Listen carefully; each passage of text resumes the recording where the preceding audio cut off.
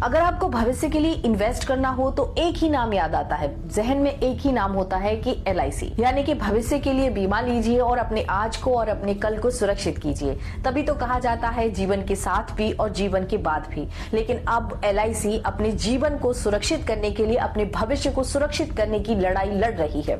इसीलिए तो कहा जाता है मोदी है तो मुमकिन है, यानी कि जो कंपनी कभी आपका भविष्य सुरक्षित करती थी वो खुद आज अपने भविष्य की लड़ाई लड़ रही है। दरअसल वॉशिंगटन पोस्ट एक अमेरिकी अखबार है, उसने खुलासा किया है कि 33,000 करोड़ रुपए हम भारतीयों के भविष्य का जो LIC में सुरक्षित था, अब उसको अडानी जी की कंपनीज में लगा दिया गया है। यानी कि अब LIC सुरक्षित है तो आपका भविष्य सुरक्षित नहीं है, अगर अडानी जी सुरक्षित है तो आपका भविष्य सुरक्षित है।